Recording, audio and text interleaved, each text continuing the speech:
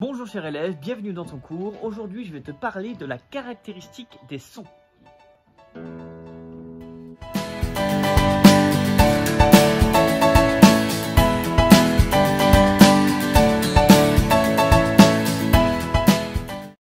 Nous sommes toujours en physique dans le chapitre 4, le son, et voyons maintenant quelles vont être les différentes caractéristiques d'un son. La première des caractéristiques d'un son est sa vitesse de propagation. Comme on l'a vu dans la précédente vidéo, le son a une vitesse de propagation finie. Cela signifie qu'il met un certain temps pour aller d'un point à un autre. Eh bien, cette vitesse de propagation dépend de plusieurs critères. Le premier de ces critères, c'est la température. Le son va plus vite dans les milieux de température élevée par rapport à ceux qui ont une température plus faible. Le deuxième critère le plus important, c'est la nature du milieu, c'est-à-dire l'état de la matière ou encore la densité. Il faut bien comprendre que comme le son, c'est la propagation d'une perturbation de proche en proche, plus les particules qui vont être perturbées sont proches, plus le son va se propager vite. Et inversement.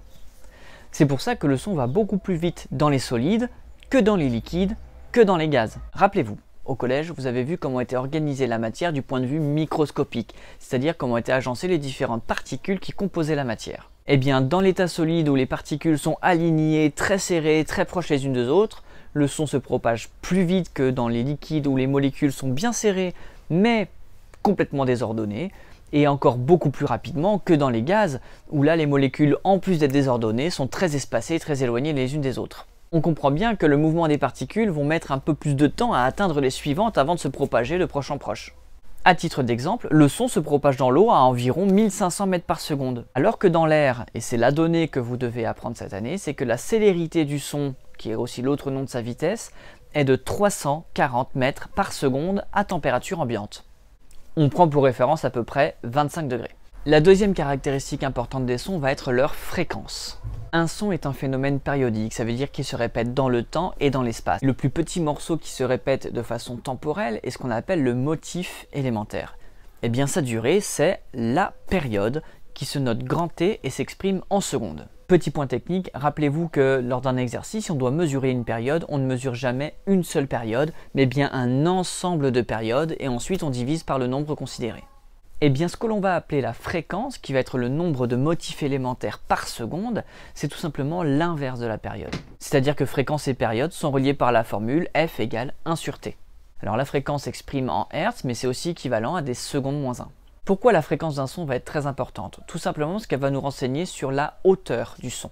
Plus la fréquence va être petite, plus le son va être grave, plus la fréquence va être grande, plus le son va être aigu. Et bien sur l'échelle des fréquences, le spectre des fréquences nous indique plusieurs domaines, c'est-à-dire lorsqu'on aura des sons qui auront une fréquence inférieure à 20 Hz, ce sont des infrasons, supérieurs à 20 Hz mais inférieurs à 20 000 Hz, ce seront les sons audibles, et supérieurs à 20 000 Hz, ce seront les ultrasons. Sachant que l'oreille humaine ne peut entendre qu'entre 20 et 20 000 Hz, enfin 20 000, ça dépend de l'âge. La dernière caractéristique qui va nous intéresser pour un son, c'est ce qu'on appelle son timbre. On peut se poser la question, pourquoi une guitare, une flûte, un diapason ou encore la voix, lorsqu'ils jouent la même note, ne produisent pas exactement le même son? Eh bien, c'est-à-dire que même si la fréquence fondamentale, c'est-à-dire la fréquence de base du son qui est joué, est la même pour ces quatre instruments, eh bien, les fréquences qui composent le son, qui sont en plus, c'est-à-dire les harmoniques, elles vont être soit différentes, soit à des niveaux différents. Les harmoniques étant des fréquences multiples de la fréquence fondamentale, on peut avoir des sons qui possèdent toutes les harmoniques, on peut avoir des sons qui possèdent beaucoup d'harmoniques, ou bien une harmonique sur deux, ou bien pas d'harmonique, ou bien deux sons qui ont les mêmes harmoniques mais à des niveaux différents. Eh bien le timbre, c'est ça, toutes les fréquences qui composent un son. Et ce sont les différences de timbre qui vont faire les différences de perception des sons. Et voilà, le chapitre est terminé, n'hésite pas à poser tes questions dans les commentaires, puis à bientôt.